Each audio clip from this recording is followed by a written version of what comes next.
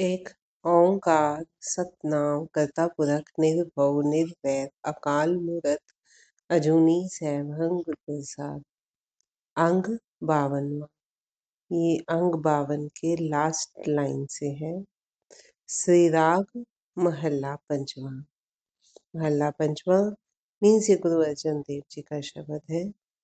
संत जन हो सुन भाई हो, छूटन साचे नाय।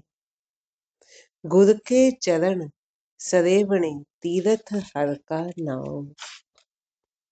हे संत जन भाइयों, संत जन जिनके विकार शांत हो चुके हैं, हे संत जन भाइयों, ये ध्यान से सुन लो कि सच्चे नाम में लीन रहने पर ही छुटकारा होगा।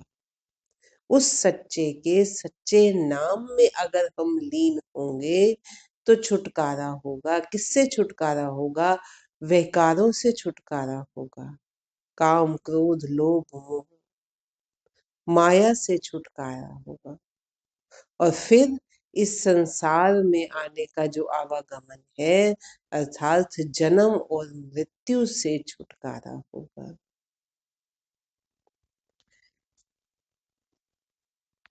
गुरु के चरण सरेवने तीरथ हर का नाम। अहम त्याग कर गुरु के चरणों की सेवा करनी और परमात्मा का नाम ही तीर्थों का तीर्थ है। अहम त्याग कर, अपने अहंकार को एक साइड पर रखकर गुरु की सेवा करनी चाहिए और परमात्मा का नाम ही तीर्थों का तीर्थ है। ये हम हमेशा डिस्कस करते हैं कि तीर्थ का असली मकसद क्या है, क्या कि हम अपने मन की मैल को उतार सकें।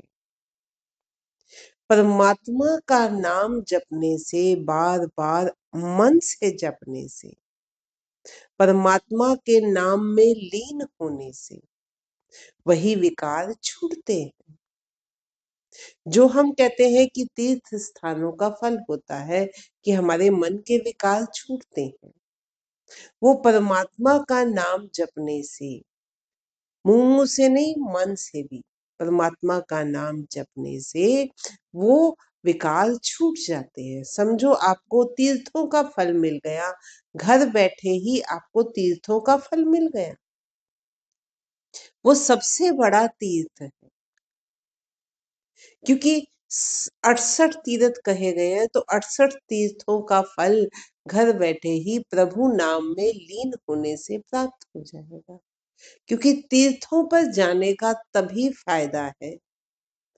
तीर्थ को स्नान, सिंपल स्नान और तीर्थ स्नान में यही फर्क है कि वो सिर्फ हम तन की मैल छुड़ा रहे हैं और यहाँ मन की मैल छुटानी है।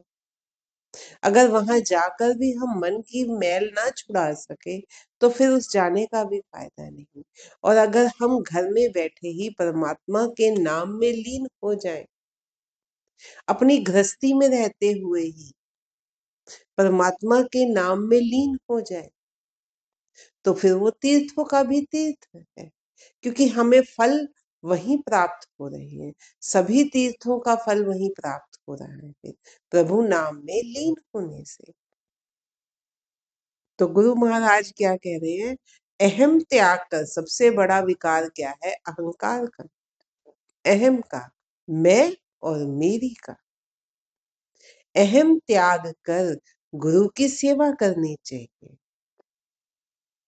और परमात्मा का नाम ही तीर्थों का तीर्थ है। आगे दरगह मनी है, मिलहे निथावे धाम। अगर हम परमात्मा के नाम को मन में बसाते हैं और गुरु की सेवा, पूर्ण गुरु की सेवा अहंकार को त्याग कर करते हैं, तो परलोक में परमात्मा के दरबार में सम्मान मिलता है। ये वो द्वार है जहां पर निराश्रितों को आश्रय मिलता है। जिनका कोई आश्रय नहीं है उनको वहां फिर आश्रय मिलता है। परलोक में परमात्मा के द्वार में दरबार में सम्मान और निराश्रितों को आश्रय मिलता है। भाई रे साची सतगुर से, सतगुर तुठे पाइए पूरन अलख अभेद रहा। हे भाई, सतगुरु की सेवा अवश्य सच्चा फल देती है। अगर गुरु सच्चा है और फिर आगे सेवा करने वाला सच्चा है, अहंकार को त्याग कर सेवा कर रहा है, बीच में मैं नहीं है कि नहीं मुझे इतना ज्ञान है। हमारा क्या हाल है, हम गुरु के आगे जाकर भी अपने जो हमारे विचार है ना, हम उनको भी उजागर रखते हैं। वो हमारे अंदर बसे रहते हैं कि नहीं ये बात ऐसे नहीं है, मैंने तो ऐसा पढ़ा है और मैं गलत नहीं हो सकता, अड़ जाते हैं। वहां भी हम क्वेश्चन करने लगते हैं, जबकि वो फिर अहंकार का ही तो रूप है। गुरु हमें नहीं पता हमें उसी बात से कौन सा पक्ष समझाना चाह रहा है, हम वो समझने की कोशिश ही नहीं करते। फिर वो सामने वाला भी कहता है कि ठीक है, इसे ज्यादा नॉलेज है, छोड़ दो, इसने सुनना ही। तो सतगुरु की सेवा अवश्य सच्चा फल देती है। कब? जब हम अहंकार को छोड़कर करते। सतगुरु के प्रसन्न होने पर उस पूर्ण अदृश्य और रहस्य में परमात्मा में लीन हुआ जाता है। अगर सच्चा गुरु प्रसन्न हो गया तो फिर वो हमें आगे का रास्ता दिखाता जाता है।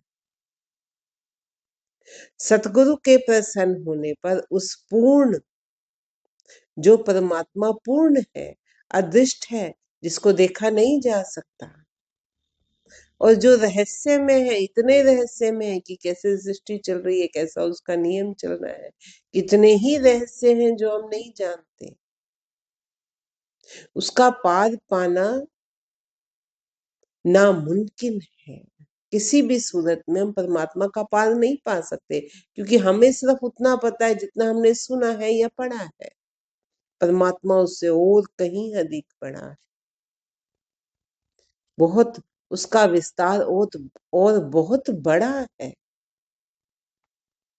तो सदगुरु के प्रसन्न होने पर उस पूर्ण अदृश्य और रहस्य में परमात्मा में लीन हुआ जाता है।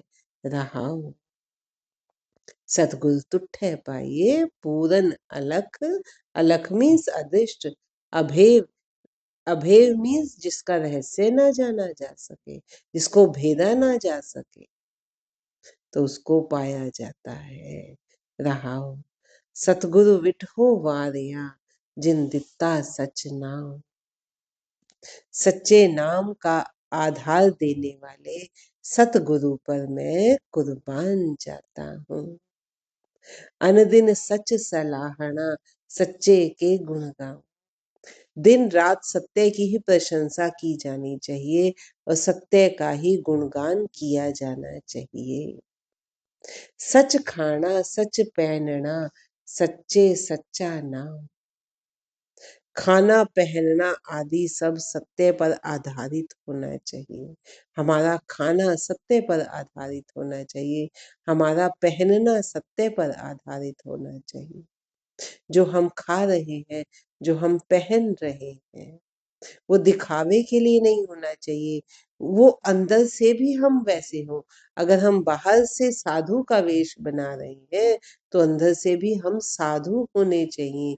साधु मीन्स जिसने अपने आप को साध लिया है, जिसने विकारों को शांत करके इस जीवन के उद्देश्य को साध लिया है। फिर हमारा, अगर हम तन से भी साधु हैं और मन से भी साधु हैं, फिर वो हमारा पहनना सत्य पर आधारित है, नहीं तो नहीं है। ऐसे ही हमारा खाना है, हमारा खाना पहनना आदि सत्य पर आधारित होना चाहिए और उस सत्य के सच्चे नाम में ही लीन बने रहना चाहिए। सास गिरास न विसरै, सफल मूरत गुर आ हुए। सोते हुए, हर श्वास के साथ, खाते समय वह कभी भी विस्मृत ना हो, क्योंकि वह परमात्मा रूपी गुरु स्वयं ही फलदायक व्यक्तित्व है। हमारे खाते हुए, सोते हुए, हर श्वास के साथ, अर्थात हर श्वास के साथ वो परमात्मा, वो गुरु हमें याद रहना चाहिए। हम उसे ना भूलें। क्यों? क्योंकि गुरु पूर्ण गुरु है। पूर्ण गुरु कौन है? जो पूर्ण हो गया है, जिसमें परमात्मा के पूर्ण गुण आ गए हैं। वही गुरु महाराज अब हमें समझा रहे हैं कि हर श्वास के साथ, हर गिरास के साथ, हर गिराई खाते हुए, जिसको हम कहते हैं ना, हर कोर खाते हुए, वह कभी भी विस्मृत ना हो, क्योंकि वह परमात्मा रूपी गुरु है।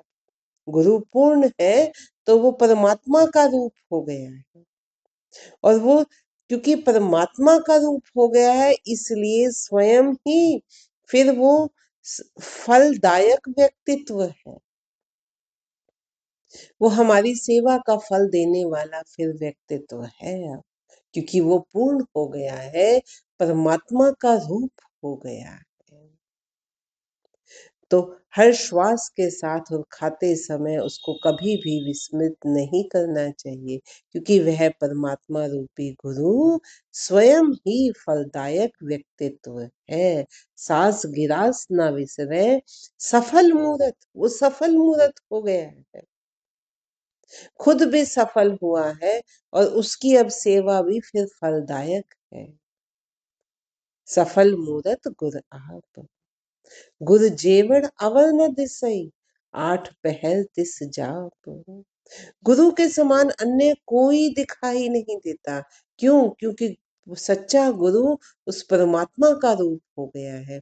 जैसे हम कहते हैं कि परमात्मा के जैसा और कोई अन्य दिखाई नहीं देता, फिर उस गुरु के जैसा अन्य कोई दिखाई नहीं देता। इसीलिए 8 पहर उसी का सुमिरन किया जाना चाहिए। नदर करेता पाइए, सच नाम गुणतास। परमात्मा स्वयं कृपा दृष्टि करे तो नाम रूपी सत्य का खजाना प्राप्त हो जाता है। नदर करेता पाइए, सच नाम गुणतास। परमात्मा स्वयं कृपा दृष्टि करे, नदर करे। अगर उसकी कृपा दृष्टि होती है, तभी नाम रूपी खजाना हमें प्राप्त होता है। उसकी कृपा दृष्टि कब होगी? यह तो हमारे पूर्व जन्मों के लेख ऐसे होंगे कि हम इस अवस्था में फटाफट से हमें गुरु मिल गया, क्योंकि पूर्व जन्म के लेख ऐसे थे, या हम इस जन्म में अपना मार्ग सीधा कर लें, हम अपना मार्ग बदलकर प्रभु के मार्ग पर चलने लग जाएं, फिर वो सत्य नाम का खजाना हमें प्राप्त हो जाता है। गुरु परमेश्वर एक है, सब में है रहेगा समाये। परमेश्वर एवं गुरु एक ही है, क्योंकि उसमें पूर्ण परमेश्वर के गुण आ गए हैं। इसीलिए परमेश्वर एवं गुरु एक है। गुरु परमेश्वर एक है, परमेश्वर और गुरु एक ही है, सब में रहे समाये, क्योंकि वह ही सब में रम रहा है। जिनको पूरब लिखिया सेई नाम ध्याय। पूर्व जन्मों के कर्मों के फल स्वरूप ही व्यक्ति नाम की आराधना करता है। अगर उसके पूर्व जन्म के लेख ऐसे हैं, तभी वो प्रभु के नाम की आराधना करता है। नानक गुर शरणागति मरे, ना आवे जाए। हे नानक, जो परमात्मा रूपी गुरु की शरण में आया, वह कभी मरता नहीं और ना ही आवागमन में पड़ता है। उसका जन्म मृत्यु का चक्र समाप्त हो जाता है। नानक गुर शरणागति मरे, न आवे जाए।